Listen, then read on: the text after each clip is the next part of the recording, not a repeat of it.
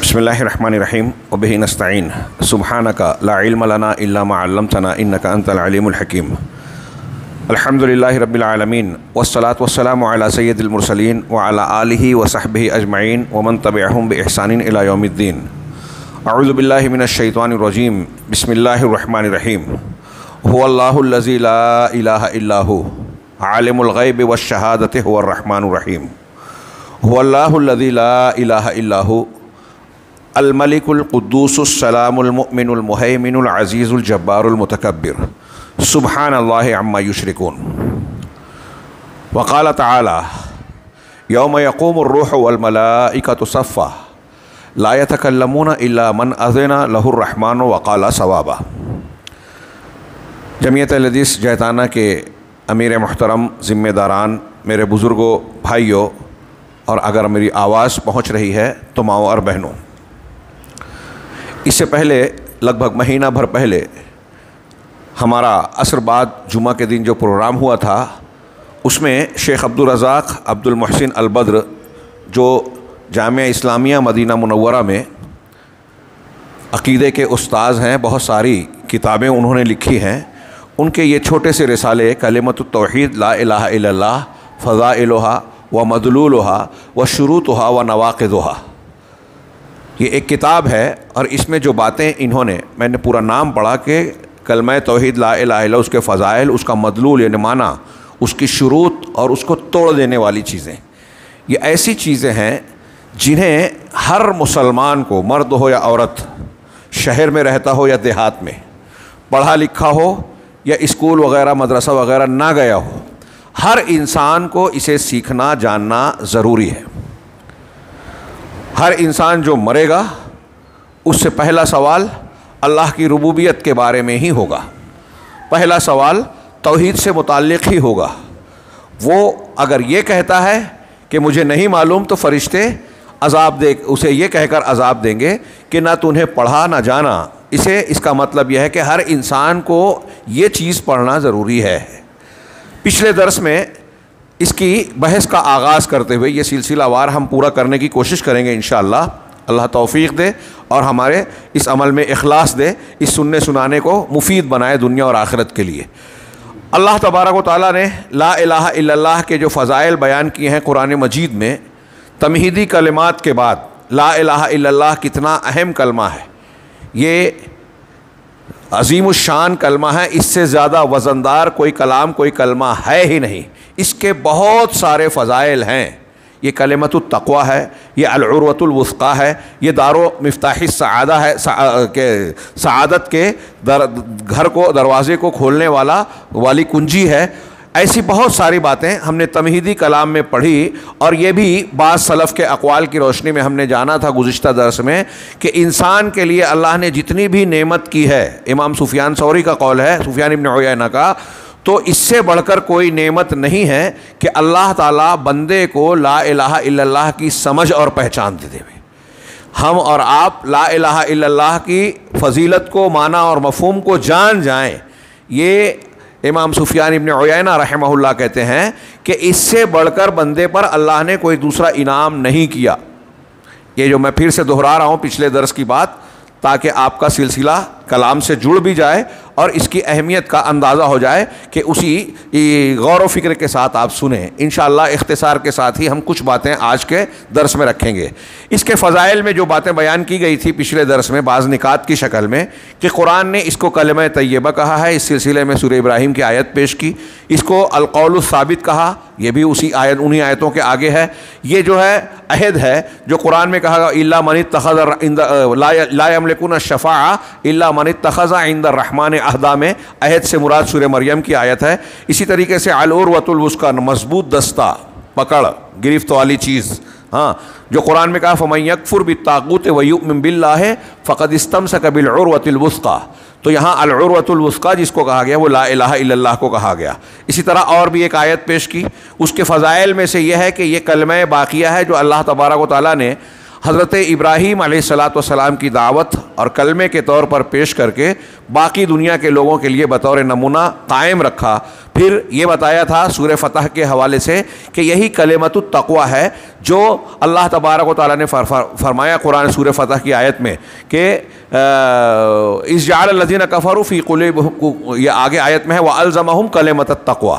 صحابہ کرام پہ جو انعام کیا اس میں ان کو کلمہ تقویٰ ان پر لازم قرار دیا، لازم کیا، ان سے جوڑ دیا، یعنی لا الہ الا اللہ، اور پھر اس کے ذریعے سے ان پر سکینت نازل فرمائی. اس کے آگے ہمارا یہ معاملہ درس اب آگے بڑھے گا. شیخ کر فرماتے ہیں کہ یہ لا الہ الا اللہ کا جو کلمہ ہے، یہی قرآن کی روشنی میں قرآن نے جو بیان کیا کہ یہ ثواب اور درست بات کا منتہا اور مقصود ہے. کون؟ ثواب صاد سے، ہم اردو میں عام طور سے بولتے ہیں نا اللہ عالم بالثواب. اللہ الثواب کو یعنی صحیح بات کو، درست بات کو زیادہ جانتا ہے، صحیح جانتا ہے. ہم نہیں جانتے، اللہ جانتا ہے. تو ثواب مانے درست، صحیح بات.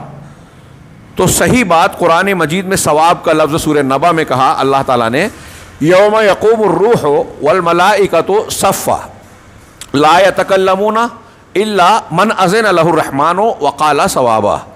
قیامت کے دن کا نقشہ کھینچتے ہوئے اللہ تعالیٰ نے اس آیت میں یہ بھی ذکر کیا کہ اس دن روح یعنی جبرائیل علیہ السلام والملائکہ اور بقیہ فرشتے بھی، تمام فرشتے، ہاں یہ لوگ کھڑے ہوں گے صف لگا کر.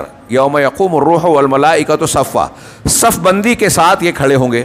ہاں لا یتکلمون، یہ بات نہیں کریں گے، منہ نہیں کھولیں گے، الا من اذن لہ الرحمن، سوائے اس کے جس کو رحمان اجازت دیوے، وقال صوابا، اور ہم عام طور سے ترجمہ کرتے ہیں کہ اور وہ اجازت ملنے کے بعد درست بات کہے گا، صحیح بات کہے گا.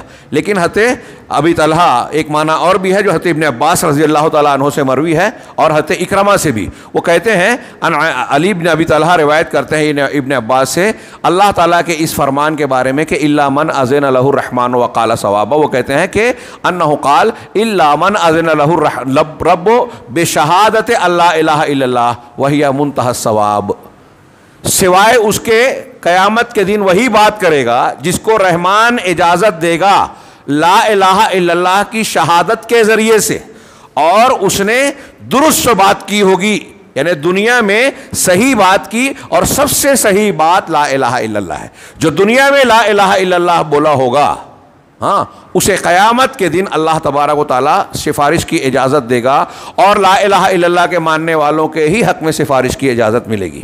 آگے کہہ رہے ہیں اکرمہ رحمہ اللہ بھی فرماتے ہیں کہ الثواب، یہ آیت میں جو ثواب درست بات کہی گئی ہے اس سے مراد لا الہ الا اللہ ہے.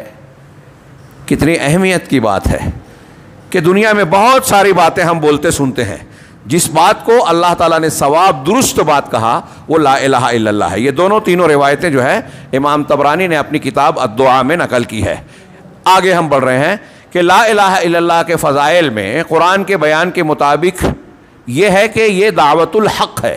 ہاں دعوت الحق، حق کی پکار، صحیح پکار.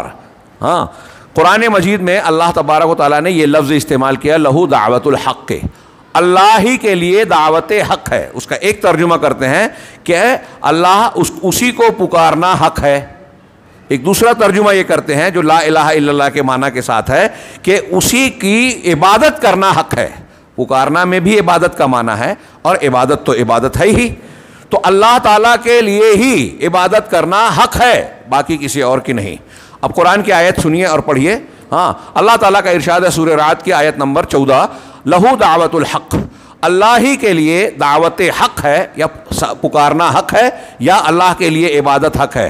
والذین یدعون من دونہ، اور جو لوگ اللہ کے علاوہ کسی اور کو پکارتے ہیں، کسی اور سے مانگتے ہیں، دعا کرتے ہیں، عبادت کرتے ہیں، لا یستجیبون لہم بشیء، تو وہ کسی بھی چیز میں ان کی دعا کو قبول نہیں کر سکتے، جواب نہیں دے سکتے.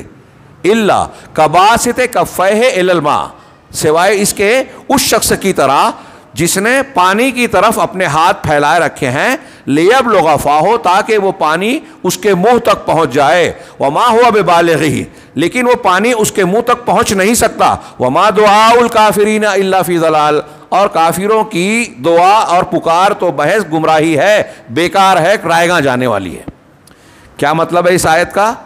اللہ تبارک و تعالیٰ نے مشرک آدمی کی مثال دی کہ اگر کوئی اللہ کو چھوڑ کر کسی اور سے لو لگاتا ہے، مرادیں مانگتا ہے، اس سے دعائیں کرتا ہے، اس کی عبادت کرتا ہے، تو اس کی مثال ایسی ہے جیسے مثال کے طور پہ آپ کو پیاس لگی ہو، کہیں دور پانی ہے، اب آپ پانی کی طرف ہاتھ پھیلاتے ہو اور پانی سے کہہ رہے ہو کہ پانی میرے منہ میں آ جا، اس سے یہ امید لگاتے ہو. یہ اللہ تعالیٰ نے کتنی شاندار مثال دی ہے کہ اس شخص کی طرح ہے یہ مشرک جو اللہ کو چھوڑ کر بتوں سے، بزرگوں سے، فلاں اور فلاں سے امید لگا کے دعا مانگ رہا ہے. تو ایسا ہے جیسے ایک آدمی پانی کی طرف ہاتھ پھیلا رہا ہے. اب بتائیے کہ پانی کو ہاتھ پھیلا کے اگر کوئی یہ کہتا ہے کہ اے پانی میرے منہ میں آ جا، میری پیاس بجھا دے، پانی یہ سنے گا؟ تو پانی اول سننے کی طاقت نہیں رکھتا، دوسرا یہ اسے پتہ ہی نہیں ہے کہ اس کو پیاس لگی ہے اور مجھ کو بلا رہا ہے، اور اگر بالفرض معلوم پڑے یا نہ پڑے پانی کے اندر یہ طاقت بھی نہیں ہے کہ خود سے اس کے منہ تک پہنچ جائے جب تک آدمی آ کر خود اس کو نہ لیوے، نہ حاصل کرے. تو ایسے ہی مشرکین جن معبودان باطلہ کو پکار رہے ہیں، وہ پتھر ہوں، درخت ہوں، دیوی دیوتا ہوں، وہاں بھوت پریت جن شیطان کچھ بھی ہوں، یا انسان بزرگ اولیاء صالحین اور انبیاء ہی کیوں نہ ہو، جو لوگ اللہ کو چھوڑ کر کسی اور کو پکار رہے ہیں، کسی اور سے کی عبادت کر رہے ہیں، وہ ایسے ہی ہیں جو پانی کی طرف ہاتھ اٹھا کر دور سے کہتے ہیں کہ اے پانی آ میرے منہ میں پڑ جا اور پیاس بجھا دے. تو پانی کبھی نہیں آئے گا، اس کی پیاس کبھی نہیں بجھے گی، اس کی یہ دعا جو ہے رائے گاہ جانے والی ہے، کوئی فائدہ ہاتھ نہیں آئے گا. وما دعاء الکافرین الا فی ضلال، اس کی دعا کچھ کام ہی نہیں آئے گی، فائدہ ہی نہیں دے گی. ایسے ہی مشرکین جو محنت کر رہے ہیں، عبادت کر رہے ہیں اور اپنے معبودان باطلہ کو پکار رہے ہیں، یہ سب بیکار ہے. اور اصلی پکار کیا ہے؟ لہو دعوت الحق، اللہ کی عبادت کرنا، اللہ تبارک و تعالیٰ کو پکارنا، یہ حق ہے، اور یہ اللہ کو پکارنا یہی لا الہ الا اللہ ہے. تو شیخ عبدالرزاق نے بیان کیا کہ تفسیر کے مطابق یہاں جو دعوت الحق کا لفظ استعمال قرآن نے کیا ہے، اس سے مراد لا الہ الا اللہ اور اس کا مدلول و مفہوم ہے. آگے بڑھتے ہیں. یہ قدر تفصیل سے تھوڑی ایک لا الہ الا اللہ کی فضیلت بیان کی کہ لا الہ الا اللہ یا ایمان کی فضیلت یہ ہے کہ یہ مسلمانوں کے درمیان جو لوگ اسلام لائے ہیں، آپ ہم اس شہر کا نہیں، پورے دنیا کے جتنے بھی مسلمان ہیں، ان مسلمانوں کے درمیان، اور صرف دنیا کے مسلمان ہی نہیں بلکہ آسمانی مخلوق، آسمانی باشندے، فرشتوں کے درمیان اور انسانوں کے درمیان حقیقی رابطہ اور حقیقی رشتہ ہے. کہہ رہے ہیں کہ اہل دین اسلام کے ماننے والے جو اس پر جمع ہوتے ہیں، اہل ایمان، ان کے درمیان حقیقی تعلق، حقیقی رشتے اور رابطے کی چیز ہے یہ لا الہ الا اللہ. اسی کی بنیاد پر یہ مسلمان آپس میں ایک دوسرے سے محبت اور ایک دوسرے کی مدد کرتے ہیں، دوستی کرتے ہیں. وَيُعَادُونَ، اور اسی کی بنیاد پر دشمنی کرتے ہیں کہ جو لا الہ الا اللہ کا ماننے والا نہیں ہے وہ ہمارا دشمن ہے، ہمارا مخالف ہے. گویا یہ ولا اور برا کی بنیاد ہے، دوستی اور دشمنی کی بنیاد ہے. یہ قرآن کے آیت کی روشنی میں کر رہے ہیں، ابھی بات کہہ رہے ہیں، آگے دلیل دے رہے ہیں. وَبِهَا يُحِبُّونَ وَيُبْغِضُونَ، اسی کی بنیاد پر مسلمان یا لوگ جو ہیں محبت کرتے ہیں اور نفرت کرتے ہیں. آج ہمارے ہاں ہماری نفرت غیر مسلموں سے زیادہ مسلمانوں سے ہو گئی ہے. یہ جو ہمارے ہاں اس طرح کی محبت و نفرت کا معیار بن گیا ہے، یہ دنیاوی ہے، دینی نہیں ہے. یہ دین سے اور لا الہ الا اللہ سے دوری کا نتیجہ ہے ہمارے اور آپ کی. کہ ایک آدمی ہم دیکھتے ہیں کسی سے کوئی جھگڑا لفڑا ہو گیا، مسئلہ ہو گیا، تو وہ یہود نصارہ اور غیر مسلموں سے زیادہ اپنے اس بھائی سے نفرت کر رہا ہے. جو ایسا کر رہا ہے وہ دین کو نہیں جانتا، لا الہ الا اللہ کے تقاضے سے واقف نہیں ہے کہ ہماری دوستی، دشمنی، رشتے اور عدم رشتے کی بنیاد لا الہ الا اللہ ہے. صحابہ کرام میں دیکھیے، ہاں، بلال حبشی ہیں، صہیب رومی ہیں، سلمان فارسی ہیں، ایک فارس کے، ایک حبشہ کے، ایک روم کے. یہ تین مثالیں دے رہے ہیں، مشہور نام ہیں. یہ آ گئے تو اللہ کے رسول فرما رہے ہیں سلمان منا اہل البیت، سلمان ہم اہل بیت میں سے ہے، ایمان کی بنیاد پر. حضرت سلمان سے پوچھا جاتا کہ آپ کا خاندان کیا ہے، آپ کا نسب کیا ہے.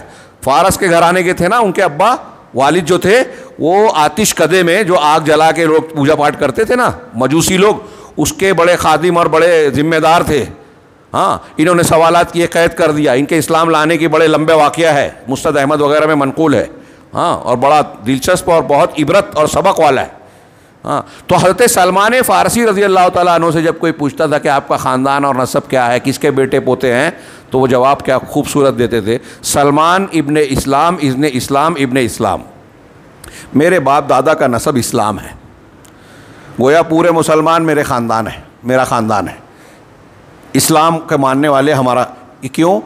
لا الہ الا اللہ میں نے کہا, لا الہ الا اللہ افریقہ کے ایک کالے آدمی نے کہا, آسٹریلیا, نیوزی لینڈ, امریکہ, یورپ اور کسی دور دراز دیہات اور گاؤں کا, ہاں کسی بھی ملک کا کوئی شخص اگر لا الہ الا اللہ کہہ رہا ہے وہ ہمارا رشتہ دار ہے, وہ ہمارا محبوب ہے, اس کا ہم پر, ہم کا ہمارا اس پر اسلامی حق ہے. اور اگر ایک چھت کے نیچے سگا بھائی ہے, آپ لا الہ الا اللہ کہتے ہیں اور وہ لا الہ الا اللہ نہیں کہتا, تو وہ رشتہ دار نہیں ہے.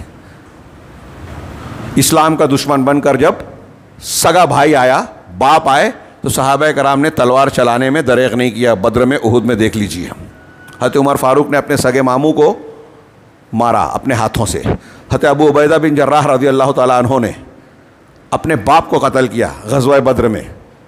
قرآن مجید نے اس کا تذکرہ کیا ہے بعض آیتوں میں کہ ایمان والے اللہ اور اس کے رسول کے دشمنوں سے محبت نہیں کرتے. آج ہماری محبت اور نفرت کا معیار کیا ہو گیا ہے؟ کسی سے چڑ گئے, ناراض ہو گئے تو اس کی مخالفت یہود و نصارہ کی. اگر ایک آدمی شرک کر رہا ہے, دیکھیے آج ہمارے ہاں یہ بگاڑ ہے, لا الہ الا اللہ کی خلاف ورزی ہے, عقیدے کے خلاف ہے. ایک آدمی شرک کر رہا ہے, ہم کو غصہ نہیں آ رہا ہے, برا نہیں لگ رہا ہے, اس کو روکنے کی کوشش نہیں کرتے. بدعت کر رہا ہے, شریعت کی خلاف ورزیاں کر رہا ہے, ہماری پیشانی پہ بل نہیں آ رہا ہے. لیکن اگر ہمارا بھائی ہے, قرآن حدیث کو ماننے والا, توحید پر قائم رہنے والا, اس سے ہماری کوئی کھٹ پٹ اور جھگڑا ہو گیا جماعت میں, گھر میں, لین دین میں, وراثت میں, تو اس سے بات چیت بند, اس کی دشمنی, اس کو نقصان پہنچانے کے لیے, اس کو اچھے کاموں سے روکنے کے لیے ہم بہت سارے جتن محنت کرتے ہیں, دماغ لڑاتے ہیں, آدمی لگاتے ہیں. آج ہمارے یہاں جماعتوں میں اختلاف ہوتا ہے. ہاں دوسروں کو چھوڑیے, قرآن و حدیث کی بات لوگوں تک پہنچانے والے کام میں رکاوٹ ڈالی جاتی ہے کہ ان کا درس نہیں ہونا چاہیے, ہمارا مخالف ہے. معلوم ہے کہ وہ قرآن حدیث پیش کرتا ہے, اس کا منہج ہمارا منہج ایک ہے, ان کا مسلک ہمارا مسلک ایک ہے, وہ وہی باتیں پیش کرتے ہیں جو ہم مانتے ہیں.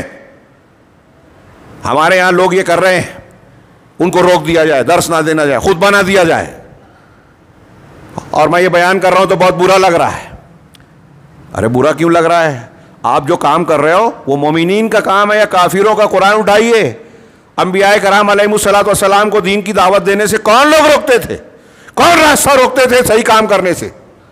کوئی مسلمان یہ کر سکتا ہے؟ نہیں کر سکتا. اور جو کر رہا ہے اس کو اپنے اسلام اور ایمان کا جائزہ لینا چاہیے. ہم کرنے سے نہیں روک سکتے, لیکن یہ بتا رہے ہیں, حجت پوری کر رہے ہیں. اگر توبہ نہیں کی تو انشاءاللہ اللہ سے بچیں گے نہیں. ہم کو اللہ سے امید ہے, یقین ہے. بہرحال اللہ تعالیٰ فرماتا ہے, یہ کہہ رہے ہیں کہ لا الہ الا اللہ مسلمانوں کے درمیان, اہل اسلام نے جو کلمہ گو لوگ ہیں, ان کے درمیان حقیقی رابطہ اور رشتے کی بنیاد ہے. اسی کی بنیاد پر محبت و نفرت کرتے ہیں. وبسببھا, اسی کی وجہ سے, لا الہ الا اللہ کو ماننے کی وجہ سے مسلمان معاشرہ ایک جسم کی طرح ہو جاتا ہے اور ایک مضبوط سیسا پلائی ہوئی دیوار کی طرح بن جاتا ہے, جس سے ایک دوسرے کو تقویت ملتی ہے. یہ دیوار کی اینٹیں جس طرح ایک دوسرے کو قوت دیتی ہیں, ایسے ہی لا الہ الا اللہ کے ماننے والے ایک دوسرے بھائی کے لیے مضبوطی کا ذریعہ بنتے ہیں, کمزور کرنے کا نہیں. آج ہم کمزور کرنے کا ذریعہ بنتے ہیں. اس کا مطلب لا الہ الا اللہ ہمارے دل و دماغ میں پہنچا نہیں ہے, ہم نے سمجھا نہیں ہے دین اسلام کو. تو بہرحال اگر حقیقت میں لا الہ الا اللہ کو سمجھیں گے تو جو یہ ماننے والا ہے وہ ہمارا بھائی ہے, ہم اس کا تعاون کریں گے, اس کا ساتھ دیں گے, اس کے ساتھ متحد رہیں گے. شیخ عبدالرزاق نے کہا کہ شیخ علامہ محمد امین شنقیطی رحمہ اللہ اپنی کتاب اضواء البیان, یہ قرآن کی تفسیر قرآن سے بڑی شاندار کتاب ہے, اپنی کتاب تفسیر اضواء البیان میں کہتے ہیں والحاصل, حاصل کلام یہ ہے کہ ان الرابطۃ الحقیقی التي تجمع, میں ترجمہ اور مفہوم بیان کروں کہ حقیقی رابطہ اور رشتہ جو الگ الگ چیزوں کو اکٹھا اور مختلف چیزوں کو یکجا کرتا ہے وہ لا الہ الا اللہ کا رابطہ ہے, لا الہ الا اللہ کا رشتہ ہے. ہاں اللہ تعالیٰ, کیا تم دیکھتے نہیں کہ یہ وہ رشتہ ہے جو اسلامی سماج کو, پورے کے پورے سماج کو اس طریقے سے جکڑ لیتا ہے, اکٹھا کر دیتا ہے کہ یہ ایک جسم بن جاتا ہے. اتنی خرابیوں کے بعد جو میں کہہ رہا ہوں کہ ہمارے یہاں کمزوری ہے, یہ تو ہم دیکھتے ہیں نا کہ فلسطین کے مسلمانوں پر اگر ظلم ہوتا ہے تو ہندوستان اور پوری دنیا کے مسلمانوں کو اس سے تکلیف پہنچتی ہے. کہیں خبر آتی ہے بوسنیا میں، چیچنیا میں، فلاں ملک میں مسلمانوں کو مارا گیا، کاٹا گیا، جلایا گیا، تو ہم کو دکھ ہوتا ہے. ہاں، اور دکھ ہی نہیں بلکہ ایک مسلمان ہونے کی حیثیت سے پوری دنیا کا مسلمان یہ کوشش کرتا ہے کہ ہم جس طرح کی مدد کر سکتے ہیں کریں، ریلیف پہنچا سکتے ہیں ریلیف پہنچائیں، جیسا تعاون کر سکتے ہیں کریں، نہیں کچھ کر سکتے تو کم سے کم دعا کریں ان کے حق میں، اور ان کے دشمنوں کے خلاف بد دعائیں کریں. یہ کم سے کم حق ہے جو ہر مسلمان کو کرنا چاہیے. مولانا آزاد لکھتے ہیں کہ اگر دنیا کے کسی حصے اور خطے میں کسی مسلمان کو تکلیف ہو رہی ہے اور آپ، ہم یا دنیا کا کوئی اور مسلمان کہیں بھی بستا رہتا ہو، اگر اسے اس کا درد نہیں ہو رہا ہے، اس سے تکلیف نہیں ہو رہی ہے، تو اپنا جائزہ لینا چاہیے کہ تمہارا ایمان صحیح ہے یا نہیں. اگر ہمارا ایمان درست ہے تو ایک مسلمان کی تکلیف میں، وہ کہیں بھی رہنے والا ہو، ہم کو تکلیف محسوس ہوگی اور ہونا چاہیے. تو وہی علامہ شنقیطی کہہ رہے ہیں کہ کیا تم دیکھتے نہیں کہ اسلامی سماج اور معاشرے کو یہ رابطہ پورے سماج کو اس طرح سے جکڑتا اور جوڑتا ہے کہ یہ ایک جسم بن جاتا ہے اور انہیں ایک عمارت کی طرح، ایک دیوار یا عمارت کی طرح بنا دیتا ہے جو ایک دوسرے کو تقویت پہنچاتے ہیں. اور اتنا ہی نہیں کہ دنیا میں انسانوں کا یہ رابطہ تو ہوتا ہے، حاملین عرش کو اٹھانے والے جو فرشتے ہیں ان کا بھی دل ایسے مومنین اور لا الہ الا اللہ کے قائلین کے لیے نرم اور شفقت سے بھرا ہوا ہوتا ہے. عرش کے حاملین اور عرش کے ارد گرد کے جو فرشتے ہیں، زمین میں جو انسان ہیں، انسانوں اور فرشتوں یا انسانوں کا انسانوں میں آپس میں اختلاف ہونے کے باوجود عرش کو اٹھانے والے یہ فرشتے اور عرش کے ارد گرد رہنے والے فرشتے ان انسانوں کے لیے دعا کرتے ہیں جو لا الہ الا اللہ پر ایمان رکھتے ہیں. چنانچہ قرآن کہتا ہے، اللہ تعالیٰ نے فرمایا، یہ قرآن سے دلیل دے رہے ہیں جو بات کہی ہے. قرآن کی آیت ہے سورہ غافر جس کو سورہ مومن کہتے ہیں، الذین یحملون العرش. یہ کئی آیتیں ہیں، میں ترجمہ کر رہا ہوں، بہت غور سے سنیں کہ جو لوگ عرش کو اٹھانے والے ہیں، عرش کو اٹھانے والے فرشتے. بعض علماء نے صراحت کی کہ ایک ضعیف روایت میں یہ ہے کہ 4 فرشتے اسے اٹھائے ہوئے ہیں اور قیامت کے دن اٹھانے والے 8 فرشتے ہوں گے. وَيَحْمِلُ عَرْشَ رَبِّكَ فَوْقَهُمْ يَوْمَئِذٍ 8 سورہ حاقہ میں ہے کہ تمہارے رب کے عرش کو قیامت کے دن جو ہے 8 فرشتے اٹھائے ہوئے ہوں گے. تو قیامت کے دن 8 ہوں گے، یہ تو واضح ہے، قرآن سے ثابت ہے. تو عرش کے جو حاملین ہیں اور پھر عرش کے ارد گرد بہت سارے فرشتے ہیں. تو وَمَنْ حَوْلَهُ، عرش کو اٹھانے والے، جن لوگوں نے عرش کو اٹھایا ہوا ہے اور وہ فرشتے جو اس کے ارد گرد ہیں، یسبحون بحمد ربہم ویؤمنون بہ، وہ اپنے رب کی تعریف کے ساتھ ساتھ اس کی تسبیح اور تقدیس بیان کرتے ہیں. حمد و تسبیح، حمد کے ساتھ تسبیح بیان کرتے جاتے ہیں اور اللہ پر ایمان رکھتے ہیں. وَيُؤْمِنُونَ بِهِ وَيَسْتَغْفِرُونَ لِلَّذِينَ آمَنُوا. دیکھیے ان کا کام بتایا، جو لوگ عرش کو اٹھائے ہوئے ہیں فرشتے اور جو عرش کے ارد گرد ہے، عرش رحمان. عرش کتنا بڑا ہے آپ جانتے ہیں نا، اس سے پہلے کئی مرتبہ بیان کیا ہوں کہ 7 آسمان اگر کرسی میں رکھے جائیں تو ایک بڑی ڈھال کے اندر 7 انگوٹھیاں ایسا ہوگا، اور کرسی کو اگر عرش میں رکھا جائے تو ایسے ہوگا ایک بڑے میدان میں ایک انگوٹھی رکھی گئی. اور یہ 7 آسمان 7 زمین کے مقابلے میں سوچیے اللہ تبارک و رحمان کا عرش کتنا بڑا ہے. سب سے بڑی اور سب سے پہلی مخلوق عرش اور پانی. تو اللہ تعالیٰ کہہ رہا ہے کہ عرش کو جو فرشتے اٹھائے ہوئے ہیں اور جو اس کے ارد گرد ہیں، وہ اللہ اپنے پروردگار کی تعریف کے ساتھ اس کی تسبیح اور پاکی بیان کرتے رہتے ہیں اور اس پر ایمان رکھتے ہیں. یہ ایک کام ہے ان کا. دوسرا وَيَسْتَغْفِرُونَ لِلَّذِينَ آمَنُوا، اور استغفار کرتے ہیں، معافیاں مانگتے ہیں. کس کے لیے؟ ان لوگوں کے لیے جو ایمان لائے. اگر ہم اور آپ لا الہ الا اللہ کہہ رہے ہیں تو کتنی عظیم عظمت اور شرف کی بات ہے کہ جن فرشتوں نے عرش کو اٹھایا ہوا ہے وہ ہمارے لیے دعا کر رہے ہیں. یعنی انسانوں کا انسانوں سے تعلق رابطہ لا الہ الا اللہ، فرشتوں سے ہمارا رشتہ جڑ گیا لا الہ الا اللہ پر ایمان کی وجہ سے. یہ کہنا چاہتے ہیں، آگے آ رہا ہے کہ وہ استغفار کرتے ہیں ان لوگوں کے لیے جو جنہوں نے ایمان لایا. اب ایمان لانے میں پہلی چیز، بنیادی چیز لا الہ الا اللہ ہی ہے. ربنا وسعت کل شیء علما رحمتا وعلما. وہ کہتے ہیں فرشتے کیا کہ پروردگار تو نے علم اور رحمت سے، اپنے علم اور رحمت سے ہر چیز کو گھیر رکھا ہے. کائنات اور موجودات کی کوئی چیز ایسی نہیں ہے جو اللہ کے علم سے باہر ہو، اللہ نہ جانے، اور اللہ تعالیٰ کی رحمت اس پر سایہ فگن نہ ہو. اللہ تعالیٰ نے کی رحمت نے سب کو ڈھانپ رکھا ہے، گھیر رکھا ہے. تو وہ فرشتے یہی کہتے ہیں فاغفر للذین تابوا واتبعوا سبیلک، لہٰذا تو ان لوگوں کو معاف کر دے، ان لوگوں کو بخش دے جنہوں نے توبہ کی اور تیرے راستے کی اتباع کی۔ تیرا راستہ یعنی وہ راستہ جو اللہ تعالیٰ نے اتارا، کہاں اتارا؟ اپنے رسول پر، قرآن کی شکل میں، حدیث کی شکل میں، فلاں بابا، فلاں بزرگ، فلاں پیر، فلاں امام نہیں، اللہ نے جو اتارا اس راستے کی تو جن لوگوں نے پیروی کی۔ جب لا الہ الا اللہ کا معنی مفہوم آپ سمجھیں گے تو اللہ کے راستے کے پیروکار بنیں گے۔ آج بہت سارے لوگ لا الہ الا اللہ کہتے ہیں لیکن اس کا معنی مفہوم تقاضے شرائط جانتے نہیں ہیں، اس لیے ایک طرف لا الہ الا اللہ بھی کہتے ہیں اور دوسری طرف لا الہ الا اللہ کی مخالفت بھی کرتے ہیں، یہ ہم آگے جانیں گے۔ تو جن لوگوں نے تیرے راستے کی اتباع کی، جو توبہ کیا، جن لوگوں نے پلٹ کر تیری طرف آئے، گناہوں سے منہ موڑ لیا، شرمندہ و نادم ہوئے اور تیرے راستے پر چلے، اتباع کی، وقہم عذاب الجحیم، اور انہیں جہنم کے عذاب سے بچا۔ یہ فرشتے عرش کو اٹھانے والے اور عرش کے ارد گرد رہنے والے فرشتے مومنین کے حق میں دعا کر رہے ہیں کہ جہنم سے بچا۔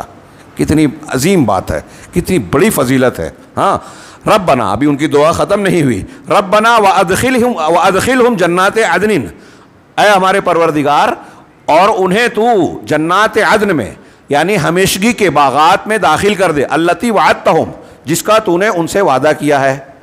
ایک طرف بخشش مانگ رہے ہیں کہ جہنم سے بچا لے، دوسری طرف انعام دلانے کی دعا کر رہے ہیں کہ جنت میں ڈال دے، جہنم سے بچا دے، جنت میں ڈال دے، معاف کر کے جنت میں ڈال دے۔ کیا انسان کا جو سب سے بڑا مقصد ہے، ہماری کامیابی کا اصل معیار یہی ہے کہ جہنم سے بچ جائیں اور جنت میں داخل ہو جائیں۔ اس سے بڑی کامیابی حقیقی طور پہ کوئی دوسری نہیں ہے۔ دنیا میں کتنی بھی پراپرٹی مل جائے، بادشاہت مل جائے، کوئی کامیابی نہیں ہے اگر آخرت میں فیل ہو گئے تو۔ ہاں، آخرت کی کامیابی کے ساتھ دنیا میں بھی ترقی ملے تو بہت بڑی بات ہے۔ ہاں، کہہ رہے ہیں کہ ربنا وادخلہم جنات النعیم جنات عدن التی وعدتہم ومن صلح من آبائہم وازواجہم وذریاتہم، اور ان کے آباء و اجداد میں، ان کی بیویوں میں اور ان کی ذریت میں جو نیک عمل کرنے والا ہے، جو صالح ہے، یعنی وہ بھی ایمان والے اور عمل صالح والے ہیں، اگر باپ دادا، بیویاں، بچے، تو ان کو بھی جنت میں ڈال دے۔ اس کا مطلب فرشتوں کی دعا کا دوسرا پہلو کیا ہوا؟ یہ ہمارے لیے کن کے لیے؟ ایمان والوں کے لیے کیا دعا کر رہے ہیں؟ ایک تو جہنم سے بچا لے، جنت میں ڈال دے، اور جنت میں ان کے جو آباء و اجداد ہیں، بیویاں، بچے ہیں، ان میں سے جو نیک لوگ ہیں نا، ان کو بھی ملا دے۔ مطلب یہ کہ اگر لا الہ الا اللہ اور اس پر عمل کرنے والے ہیں تو ان کو، ان رشتہ داروں کو ملا دے۔ کتنی انسان کی ایک خواہش ہم اور آپ چاہتے ہیں نا، ہمارے بھائی بند دنیا میں جو ہیں اور جو مر گئے وہ ہم سے ملیں۔ کہاں ملیں گے؟ جنت میں ملیں تو وہاں انعام اور خوشی کا ماحول ہوگا۔ اللہ جہنم سے بچائے، وہاں تو بات ہی الگ ہوگی۔ یہ فرشتے دعا مانگ رہے ہیں، ایک تو یہ کہ جہنم سے بچا، جنت میں ڈال، اور صرف جنت میں ڈال ہی نہیں، جس کی نعمتوں کو ہم سوچ نہیں سکتے، وہاں ان کے قریبی رشتہ داروں کو بھی شامل کر دے جو نیک ہیں۔ انک انت العزیز الحکیم، یقیناً تو غالب ہے، حکمت والا ہے۔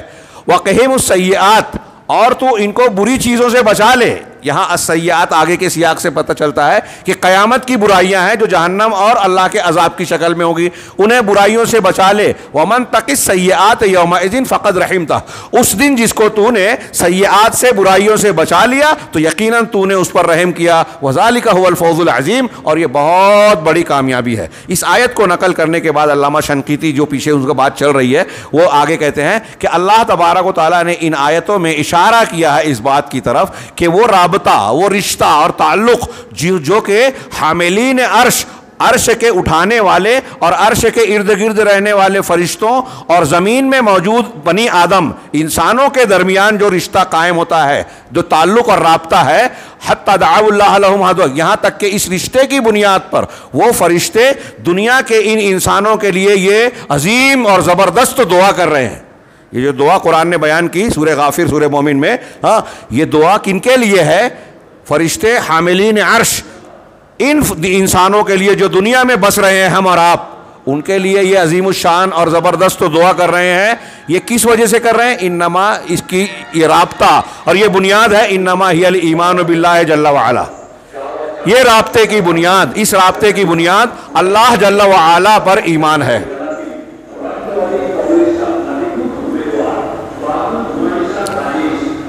میں اس جملے کو پھر سے دوہرا رہا ہوں، شور کی وجہ سے شاید نہ سنا ہو، کہ فرشتوں اور انسانوں، دنیا کے بسنے والے انسانوں کے درمیان ہمارا اور آپ کا ان کا رشتہ کیا ہے؟ ہم دیکھے ہیں، جانتے ہیں۔ ان کے اور ہمارے درمیان قرآن کی آیت کہتی ہے کہ ہمارے اور ان کے درمیان رشتہ جو ہے وہ ایمان کا ہے، لا الہ الا اللہ کو ماننے کا ہے۔ وہ ایمان رکھتے ہیں، ہم ایمان رکھتے ہیں، تو وہ ہمارے حق میں دعا کر رہے ہیں۔ چھوٹی موٹی بات ہے، کتنی عظیم فضیلت ہے اس لا الہ الا اللہ کی اور اس کے ایمان کی۔ الی ان قال، علامہ شنقیطی نے کچھ باتوں کے بعد مزید یہاں کہا کہ وبالجملہ، حاصل کلام یا جو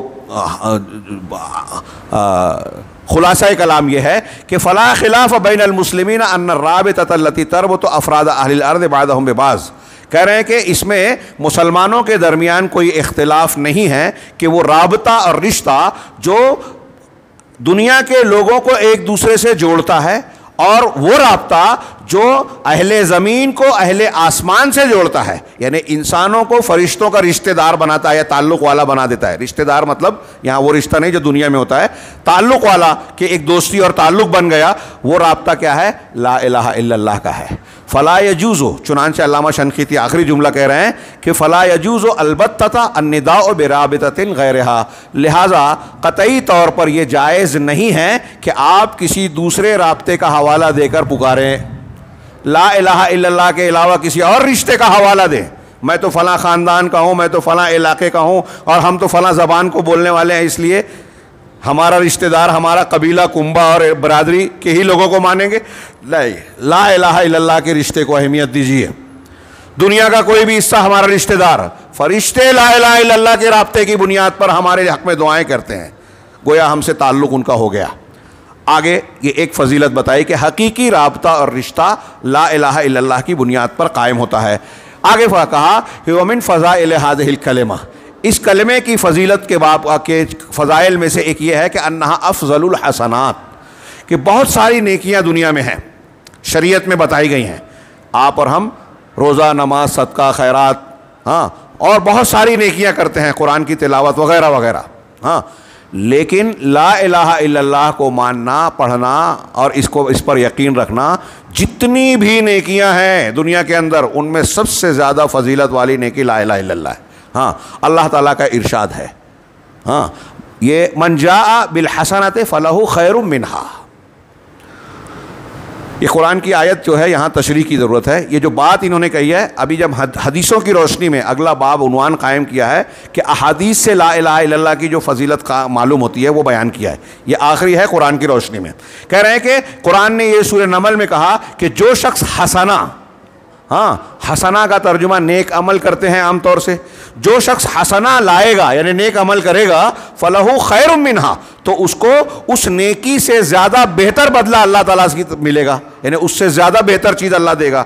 تو یہاں اس آیت قرآن کی آیت میں سورہ نمل کی آیت کا ٹکڑا ہے، اس میں جو حسنہ کا لفظ ہے، وقد ورد عن ابن مسعود و ابن عباس و ابی ہریرہ، یہ تین صحابہ سے اس کی تفسیر وارد ہے، حضرت عبداللہ ابن مسعود، حضرت عبداللہ ابن عباس، حضرت ابو ہریرہ رضی اللہ عنہم، یہ تینوں صحابہ کرام رضوان اللہ علیہم اجمعین، اور ان کے علاوہ دوسرے صحابہ اور علماء بھی کہتے ہیں کہ ان المراد بالحسنۃ لا الہ الا اللہ، یہاں آیت میں جو کہا گیا کہ جو حسنہ لائے گا، نیک عمل لائے گا، اس کا مطلب ہے جو لا الہ الا اللہ لائے گا، لا الہ الا اللہ پر عمل کرے گا جو شخص، وہ قیامت کے دن اس سے بہتر بدلہ پائے گا، یعنی بہت زبردست بدلہ دے گا۔ اور حضرت اکرمہ رحمہ اللہ، جو حضرت ابن عباس اور کئی صحابہ کے شاگرد ہیں، ان سے اللہ تعالیٰ کے اس قول من جاء بالحسنۃ فلہ خیر منہا، اسی آیت کے بارے میں ان کی تفسیر ہے، وہ کہتے ہیں حضرت اکرمہ کہ قول لا الہ الا اللہ قال لہ منہا خیر، کہ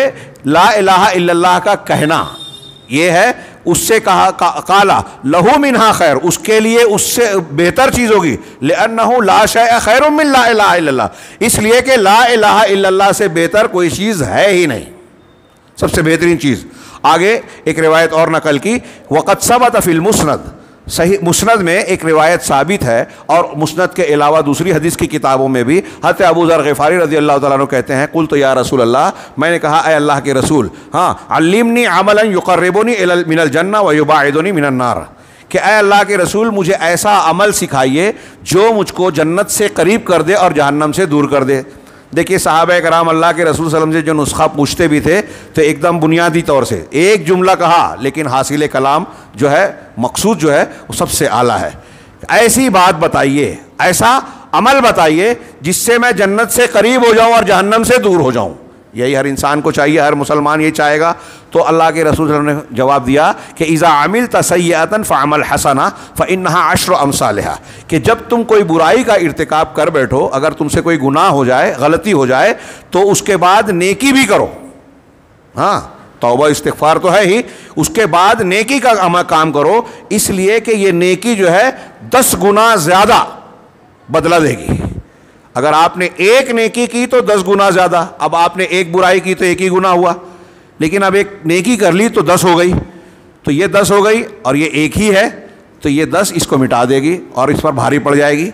تو اللہ کے رسول نے بتایا کہ ایک برائی کا ارتکاب تم سے ہو جائے تو اس کے بدلے میں تم اس سے اچھی اس سے نیکی کرو, اس لیے کہ وہ 10 گنا بڑھ کر ملے گی. میں نے کہا اے اللہ کے رسول افمن الحسنات لا الہ الا اللہ, کیا, دیکھیے سوال حضرت یہ صحابی کا ابو ذر سے, کیا لا الہ الا اللہ بھی حسنات اور نیکیوں میں شامل ہے؟ تو آپ نے فرمایا نعم ہی احسن الحسنات. آپ نے کہا ہاں, یہ نیکی ہی نہیں, جتنی نیکیاں ہیں ان میں سب سے بہتر ہے, سب سے زیادہ اس کا مرتبہ اور سب سے زیادہ وزن ہوگا.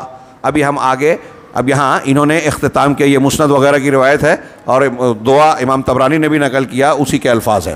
اس کے بعد انہوں نے دوسرا ایک باب باندھا فضائل اخری لہذہ الکلمۃ من السنہ. ہاں سنت سے, اس کلمہ لا الہ الا اللہ کے کچھ دوسرے فضائل سنت سے یعنی حدیث سے. اس میں انہوں نے تقریباً 1.5 صفحے کی تمہید بیان کی, جس میں یہ بیان کیا کہ یہ کلمہ کتنا عظیم الشان ہے, اسی کے لیے جین و انس کو پیدا کیا, اسی کے لیے جنت و جہنم بنائی, یہی تمام رسولوں کی دعوت کی بنیاد تھی, یہی دنیا اور آخرت میں کامیابی کی بنیاد ہے, اور تمام انسانوں اور کائنات کو بنانے کا اصل مقصد اسی کا امتحان لینا ہے کہ کون لا الہ الا اللہ مانتا ہے, کون نہیں مانتا ہے. یہ تمہید کے بعد حدیثوں کی روشنی میں اس کی جو فضیلت بیان کی, میں چاہتا تھا کہ آج کم سے کم اس میں سے 2 بیان کر دوں. ہاں صرف ایک روایت یہاں پیش کرتا ہوں, اگلے درس میں میں یہاں سے جو شروعات ہے اس کو پڑھ کر اس کو دہراؤں گا. یہ میں جو ایک چیز کو بیان کرنے جا رہا ہوں وہ اس لیے کہ آپ اور ہم اس پر عمل آج سے شروع کر دیں. ہو سکتا ہے بہت سے لوگ کرتے ہوں, بخاری مسلم کی بہت مشہور حدیث ہے ہاں کہ یہ عمل لا الہ الا اللہ افضل الاعمال ہے اور اس کا اجر و ثواب اللہ گنا در گنا بڑھا کر دے گا. میں آگے کی بات پیش کر رہا ہوں, اگلے درس میں پیچھے سے شروع کر کے یہ بات بھی اس اختصار سے بیان کروں گا. یہ کہہ رہے ہیں کہ یہ کتنا عظیم الشان عمل ہے ہاں کہ اگر ہم نے یہ کلمہ بطور عبادت اور ورد کے ذکر کے کیا تو اللہ تعالیٰ کیسا کیسا اجر دے گا. اس کی تفصیل ان کے الفاظ سے پہلے ہم ڈائریکٹ حدیث میں دیکھتے ہیں کہ ابو ہریرہ صحیحین میں بخاری مسلم میں حضرت ابو ہریرہ سے روایت ہے, نبی صلی اللہ علیہ وسلم کہتے ہیں کہ جو شخص لا الہ الا اللہ وحدہ لا شریک لہ لہ الملک و لہ الحمد وہو علی کل شیء قدیر, ایک ایک جملہ ہاں اللہ کی حمد و ثنا اور ذکر کا عظیم الشان جملہ ہے, اپنے اندر زبردست معنویت کو سمیٹے ہوئے ہے. ہم پڑھتے ہیں, فضیلت جانتے ہیں, لیکن اس کے معنی اور مفہوم پر غور نہیں کرتے. اس میں سب سے پہلا لا الہ الا اللہ ہے, وحدہ لا شریک لہ, اسی کی تاکید اور اس کو مضبوط بناتا ہے. مزید اس کی تاکید یا اس کی وضاحت کرتا ہے لہ الملک, ساری سلطنت اسی کے لیے ہے, ولہ الحمد, ساری تعریف کا حقدار وہی ہے. جب تعریف کا حقدار وہی ہے تو ساری خوبیوں کا مالک وہی ہے. دوسرا کوئی ویسی تعریف کا حقدار نہیں ہے تو وہ خوبیوں کا مالک بھی نہیں ہے, لہذا وہ عبادت کے لائق نہیں ہے. اسی لیے کہا لا الہ الا اللہ, اللہ کے سوا کوئی معبود برحق عبادت کے لائق ہے ہی نہیں, وہ اکیلا ہے, اس کا کوئی شریک نہیں. پہلا جملہ یہی ہے. ہاں وہو علی کل شیء قدیر, آخری جملہ کہ وہ ہر چیز پر قادر ہے, ہر چیز کی قدرت. تو یہ کلمہ اتنا, جو شخص ایک دن میں 100 مرتبہ کہے گا, بس یہ میں بتا کے آج کا درس ختم کروں گا, یہ 2 روایت, جو شخص یہ کلمہ 100 مرتبہ دن بھر میں کہے گا تو اس کو 10 غلام 10 گردنیں آزاد کرنے کا اجر ملے گا. 10 غلام, ایک غلام ہم خرید نہیں پائیں گے آج, اتنا مہنگا. اگر غلام کا دور ہوتا تو جانوروں سے زیادہ مہنگے ہوں گے, بڑے بڑے جانوروں سے. 10 غلام آزاد کرنے کا ثواب, اور اتنا ہی نہیں, اس کے لیے 100 نیکیاں لکھی جائے گی اور 100 برائیاں اس کی گناہ جو کیا ہے نا مٹا دیے جائیں گے. اور اس دن, جس دن وہ یہ جملہ کہے گا ہاں صبح میں کہے گا تو شام ہونے تک کہہ رہے ہیں کہ وہ شیطان کے شر سے بچا لیا جائے گا، شیطان کا اس پر کوئی بس نہیں چلے گا، شیطان اس کے جسم میں داخل نہیں ہوگا۔ ہمارے یہاں جن شیطان آصف کسی کو اگر لگتا ہے تو 100 مرتبہ صبح شام پڑھوائیے، شیطان اس کے بدن میں گھس ہی نہیں پائے گا۔ تو یہ قرآن حدیث کہہ رہا ہے، ہمارا یقین ہونا چاہیے کہ 100 مرتبہ اگر پڑھ لیے یہ کلمہ تو اس دن جس دن پڑھا ہے شیطان اس کے جسم میں داخل نہیں ہوگا یہاں تک کہ شام کر لے۔ وَلَمْ يَأْتِ أَحَدٌ بِأَفْضَلَ مِمَّا جَاءَ بِهِ، اور کوئی بھی انسان یہ عمل کرنے والے سے بہتر عمل نہیں لا پائے گا الا احد عمل اکثر من ذلک، سوائے اس کے جس نے یہ عمل اس سے بھی زیادہ کیا ہو۔ یہ 100 مرتبہ پڑھنے والے کی فضیلت ہوئی۔ اسی طرح دوسری روایت ہے، یہ بخاری مسلم کی حدیث، حضرت ابو ایوب انصاری کہتے ہیں نبی صلی اللہ علیہ وسلم سے کہ جو شخص ان کلمات کو 10 مرتبہ کہے گا تو وہ ایسا ہے جیسے اسماعیل علیہ السلام کی اولاد سے اس نے 4 غلام کو آزاد کیا 10 مرتبہ۔ کتنی دیر لگے گی 10 مرتبہ پڑھنے میں؟ 2 منٹ 3 منٹ بہت ہو گیا، آپ نے آہستہ آہستہ پڑھا تو 4 منٹ۔ لا الہ الا اللہ اور اس کلمے کا معنی اور مفہوم ہم اگلے درس میں تھوڑی سی وضاحت کریں گے انشاءاللہ۔ اچھی طرح سمجھیے اور اس کو خود بھی عمل کیجئے، اپنے گھر کی بیوی بچوں کو بھی اس پر عمل کرائیے۔